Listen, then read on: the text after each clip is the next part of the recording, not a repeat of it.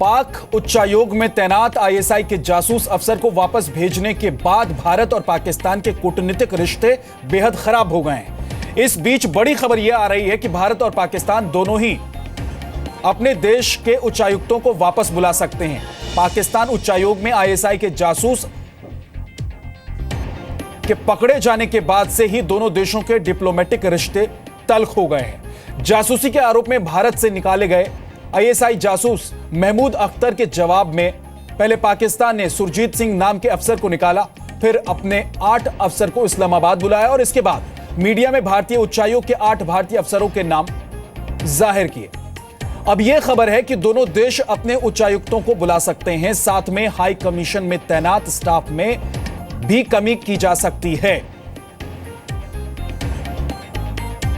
तो पाकिस्तान और भारत दोनों कूटनीतिक रिश्तों में जिस तरह की तलखी देखने को मिली है आईएसआई के जासूस के पकड़े जाने के बाद, पाकिस्तान उच्चायोग में जो भारत में रहकर और जासूसी कर रहा था, अपने अधिकारियों तक, पाकिस्तान की सरकार तक, आईएसआई तक, फौज तक और आतंकियों तक सूचनाएं पहुंचा रहा था, उसके निकाले जाने के बाद अब दोनों देशों के बीच कूटनीतिक रिश्ते बेहद तल्ख हो गए हैं। लिहाजा कहा यह जा रहा है, खबर यह आ रही है बड़ी खबर कि दोनों देश अपने अपने उच्चायुक्तों को वापस बुला सकते हैं। जी मीडिया संवाददाता मनीष शुक्ला हमारे साथ जुड़ गए हैं। मनीष, क्या जानकारी मिल रही है?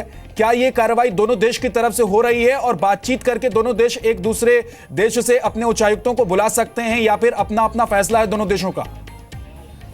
देखिए, जहाँ तक भारत की बात करें तो जो पाकिस्तान के अंदर जो हमारा हाई कमीशन है उसमें पाकिस्तान ने 8 जिस तरीके से वहाँ काम करने वाले जो डिप्लोमेट्स थे उनके नाम को मीडिया में ला दिया था बाहर, जिनके खतरा था काफ़ी वहाँ पर सिक्योरिटी को लेकर के। उसके बाद भारत सरकार ने फैसला किया था कि वो 8 डिप्लोमेट्स को बुलाएंगे, लेकिन इसके बाद काफ़ी टेंशन है क्योंकि उसके पहले पाकिस्तान ने आरोप लगाया कि उनके जो यहाँ पर जो डिप्लोमेट्स थे जो इस्लामाबाद से यहाँ पर आए थे दिल्ली में जो हाई कमीशन में, उनके खिलाफ जो जासूसी के आरोप लगाए गए, जिसके बाद और भी अधिकारियों के नाम सामने आने लगे। उसके बाद बदले की कार्रवाई के तहत पाकिस्तान ने भारत के तमाम अधिकारी डिप्लोमेट्स पर आरोप लगाए। तो ऐसा लगता है ये सिग्नल दिया जा रहा है कि दोनों देश इस तनाव को देखते हुए जो अपने स्टाफ है उसको कम भी कर सकते हैं और इस लेवल पे बातचीत हो रही कि क्यों ना दोनों देश अपने जगह अपने अपने देशों से जो हाई कमीशन है उनको एक वापस बुला लें। हालांकि हाई कमीशन बुलाने के बारे में अभी कोई ठोस फैसला नहीं हुआ है, लेकिन जो स्टाफ है वो काफ़ी कम किया जा सकता है। आपको याद होगा कुछ दिन पहले भी ये फैसला लिया गया था कि फैमिली को वापस बुला लिया जाए। जो इस्लामाबाद में जो हमारा हाई कमीशन है उसमें जो लोग फैमिली लेकर रह रहे थे, जो भी डिप्लोमेट, उनसे कहा गया था कि अपने बच्चों और अपने परिवार को वापस वो दिल्ली भेज दें। लेकिन अब ऐसा लगता है कि अब ये फैसला किया जाएगा कि जो स्टाफ है बहुत ही लिमिटेड रखा जाए। मनीष, आप बने रहिए क्योंकि एक और बड़ी खबर पर आपसे जानकारी लेनी है। बहरहाल ये बड़ी खबर, पाकिस्तान और भारत दोनों अपने अपने उच्चायुक्तों को एक दूसरे के देश से वापस बुला सकते हैं, ये बड़ी खबर है। आगे बढ़ते हैं। जम्मू कश्मीर के लद्दाख में भारत और चीन की सेनाएं एक बार फिर आमने सामने हैं। चीन की सेना ने कल लद्दाख के डेमचोक सेक्टर में मनरेगा के तहत बनाई जा रही एक सिंचाई नहर का काम रुकवा दिया। चीन की सेना के 55 जवानों ने आक्रामक ढंग से काम रोकने को कहा। सूत्रों का कहना है कि सेना और आईटीबीपी के जवान अब चीन की सेना को 1 इंच भी आगे नहीं बढ़ने दे रहे हैं। इस बीच हैदराबाद में भारत और चीन दोनों देशों के एनएसए बैठक कर रहे हैं। एक बार फिर से मनीष का रुख करते हैं। मनीष, क्या हो रहा है इस मुद्दे पर? देखिए, वहाँ पे 10 बजे से हैदराबाद में बैठक चल रही है जिसमें तमाम मुद्दों पर दोनों देशों के जो एनएसए हैं, चाइना और इंडिया के, वो बात कर रहे हैं। जिसमें ये कहा जा रहा है कि जो फेस ऑफ की जो बात आ रही थी डेमचोक में, तो कैसे जो बॉर्डर एरिया हैं वहाँ पे जो तनाव है उसको कम किया जाए। इसके साथ ही एनएसजी को लेकर के भी बातचीत होनी है। और तीसरी जो सबसे बड़ी बात ये कहा जा रहा है कि मसूद अजहर और जैश ए मोहम्मद जो हैं उनके खिलाफ चाइना अभी भी बार बार उसको बैन करने को लेकर के तैयार नहीं है, तो उस पर भी भारत अपना रुख रखेगा, स्थिति साफ करेगा। और इसके साथ ही कहा जा रहा है कि पीओके में जो तमाम चाइनीज़ प्रोजेक्ट चल रहे हैं, खास तौर पर जो कॉरिडोर बन रहा है उसको लेकर के भारत को कड़ी आपत्ति है, क्योंकि ये जो एरिया है भारत मानता है कि अभी भी उसका है। और ऐसे वक्त में जब कश्मीर को लेकर के भारत और पाकिस्तान के बीच बातचीत हो रही है, तो चीन कैसे या चीन की कंपनियां कैसे वहाँ पर इस तरीके से इन्वेस्टमेंट कर रही हैं। मनीष, ये जो सिंचाई नहर का काम रुकवाने की कोशिश चाइना के सैनिकों की तरफ से की गई है, दरअसल ये पूरा विवाद है कि आखिर चीन क्यों इस तरह से आक्रामक रुख अख्तियार कर रहा है? देखिए, चीन का कहना है कि जिन इलाकों में डेमचोक के जिस जगह पर ये कैनाल बन रही थी, ये विवादित एरिया है। उनका कहना है कि ये उनका एरिया है और ऐसे वक्त में भारत किसी तरीके का कोई कंस्ट्रक्शन या कैनाल या किसी तरीके का बिल्डअप भी, अगर डिफेंस से रिलेटेड भी बिल्डअप है, उसको भी लेकर के वो ऑब्जेक्ट करते हैं। तो वो जब भी भारतीय सेना या वहाँ पे आईटीबीपी जो मौजूद है, जब भी वो चाहे पेट्रोलिंग करते हैं या किसी तरीके का इस तरीके से बिल्डअप होता है, तो लगातार विरोध करते हैं।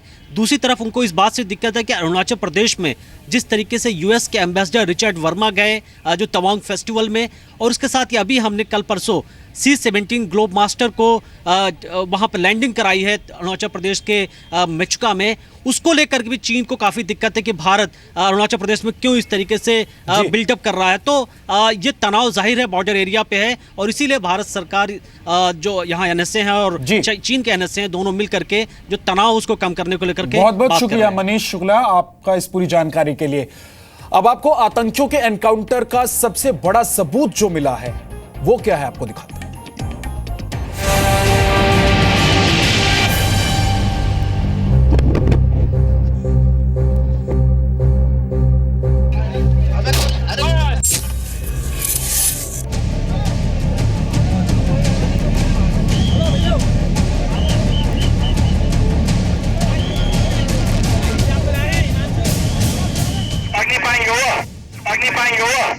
राइफल और चाहिए राइफल आ रहे हैं, हम लोग आ रहे हैं, घेराबंदी कर लो, बस आ ही रहे हैं, पहुंच गए कट से मरी खेड़ी तरफ, आ ही रहे हैं। और सिमी के आतंकियों ने की पुलिस पर फायरिंग।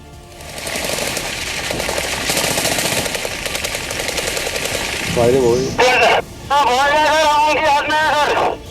आप साउथ में रहना, कहीं कॉल करे तो काम करें बस।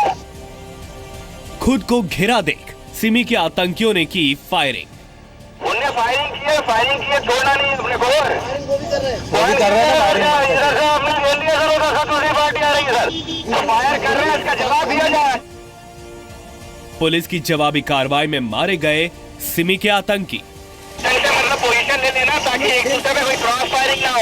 चौहान साहब, हम पहाड़ से कर रहे हैं क्रॉस फायर। चौहान साहब, आतंकियों ने गोली चलाई तो पुलिस ने की जवाबी कार्रवाई। चौहान साहब ऊपर आ गए।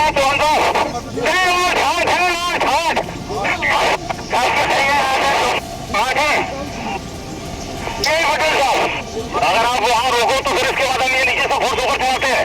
माइक चेक सर, अभी मत चढ़ाइए, क्रॉस फायर हो जाएगा सर। सर्चिंग ऑपरेशन को फर्जी ऑपरेशन की साजिश। फायरिंग बंद कर दें सभी लोग। चारों ओर से घिरे हुए हैं, बीच में पड़े हुए हैं, सबको एकदम ऊपर पहुंचने की जरूरत नहीं है। नीचे जाएंगे चारों ओर, अभी कुछ और सर्चिंग ऑपरेशन कराना पड़ा तो होगा। आतंकी जब गोली चलाए तो पुलिस क्या फूल बरसाए। चौहान साहब, ऊपर से फायर रोके हुए जब हम ठीक है, नहीं तो हाँ सर, ऊपर से रुकवा देते हैं, ऊपर बताओ। अभी चलो, 5 तो मर गए, 5 मर गए। तो भोपाल में सिमी के आतंकियों के एनकाउंटर का एक नया ऑडियो सामने आया है।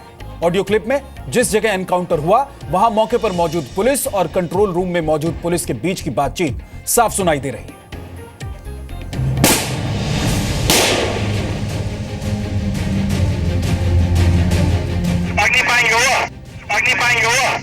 राइफल और चाहिए राइफल आ रहे हैं, हम लोग आ रहे हैं, घेराबंदी कर लो, बस आ ही रहे हैं, पहुंच गए कट से मरी खेड़ी तरफ, आ ही रहे हैं। और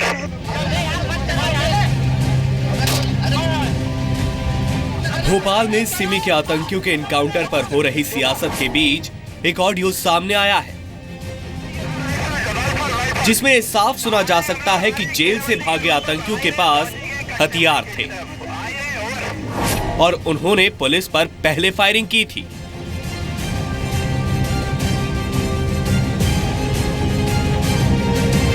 तत्काल बल रवाना करें, मैं एकदम बड़ी गाड़ी आता हूँ। चारों तरफ से घेराबंदी तक चाहिए, इसमें बचना नहीं चाहिए कोई। ओवर फायरिंग हो गई। आप साउथ में रहना, कहीं कॉल करे तो काम करें बस। हाँ, बहुत सर, आऊंगी हाथ में सर। है, फायरिंग की है, छोड़ना नहीं है अपने को। वो भी कर रहे हैं ना इधर से हमने ले लिया सर, उधर से दूसरी पार्टी आ रही है सर, फायर कर रहे हैं, इसका जवाब दिया जाए। सिमी के आतंकी लगातार फायरिंग कर रहे थे।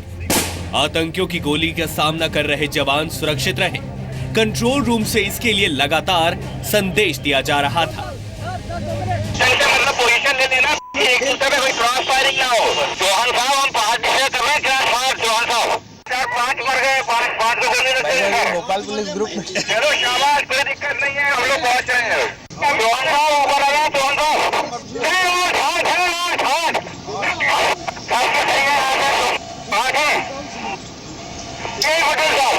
अगर आप वहाँ रोको तो फिर इसके बाद हम ये नीचे से फोर्स ऊपर चलाते हैं। माइक चेक सर, अभी मत चढ़ाइए, क्रॉस फायर हो जाएगा सर। बहुत अच्छा, 5 तो मर गए ना। 5 मर गए, 3 बचे हमारी पार्टी सर। बहुत अच्छा हुआ। 2-3 एम्बुलेंस जो तरफ भिजवा दे। ओवर। रवाना कर दी, आपके कहने से पहले रवाना कर दी है। 2-3 एम्बुलेंस रवाना कर दी। जवान साहब ऊपर से फायर रोके हुए जब हम, ठीक है, नहीं तो हाँ सर ऊपर से रुकवा देते हैं, ऊपर बताओ। अभी चलो 5 तो मर गए, 5 मर गए। ऊपर से हम लोगों ने फायर चल रहा था। कुछ देर बाद दोनों ओर से फायरिंग होने के बाद इस बात की पुष्टि हो गई कि 8 आतंकी मारे गए। नहीं, 8 थे। 8 थे। एक तो जिंदा रखना चाहिए, जरूरी है। ये मालूम है राजस्थान निकलने वाला था, उधर के राजगढ़ होते हुए निकल जाते हैं उधर। सर बताइए, वो 8 मर गए, डीएसपी क्राइम साहब ने बताया। और वेल्डन बस पहुंच रहे हैं हम लोग। Very good, very good. Encounter खत्म होने के बाद शुरू हुआ सर्च ऑपरेशन। पुलिस को इस बात का डर था कि कुछ भी गड़बड़ हो सकती है, इसीलिए वो किसी तरह का रिस्क नहीं लेना चाहती थी। फायरिंग बंद कर दें सभी लोग। चारों ओर से घिरे हुए हैं, बीच में पड़े हुए। सबको एकदम ऊपर पहुंचने की जरूरत नहीं है, थोड़ा रहेंगी चारों ओर। अभी कुछ और सर्चिंग ऑपरेशन कराना पड़ा तो ओवर। चारों तरफ से घेराबंदी करके रखेंगे, पहले एक बार वेरिफिकेशन हो जाए पूरा, नीचे वेरिफिकेशन की जरूरत रहेगा। ओवर। सभी अपने अपने स्पॉट पर बने रहेंगे, पुलिस जाएगा। घेराबंदी के संबंधी वेरिफिकेशन अभी बाकी है। तो फायरिंग बंद कराओ ऊपर से, फायरिंग बंद कर दो। साल अधिकारी साहब ये सभी फायरिंग बंद कर देंगे, ये सभी फायरिंग बंद कर देंगे अभी। इस पूरे ऑडियो से एक बात साफ है कि जेल से आतंकी जैसे भी भागे हों, लेकिन जेल से निकलने के बाद उनके पास बंदूक आ गई थी और वो बंदूक के बल भागना चाहते थे। इसके लिए उन्होंने फायरिंग शुरू की और फिर पुलिस की फायरिंग में 8 के 8 आतंकी मारे गए। प्रवीण दुबे, जी मीडिया, भोपाल। तो आतंकियों के सर्च ऑपरेशन और एनकाउंटर का जो ऑडियो क्लिप अब सामने आया है, ये उन लोगों के लिए करारा तमाचा है जो आतंकियों के प्रति हमदर्दी दिखाते हुए एनकाउंटर पर सवाल उठा रहे हैं।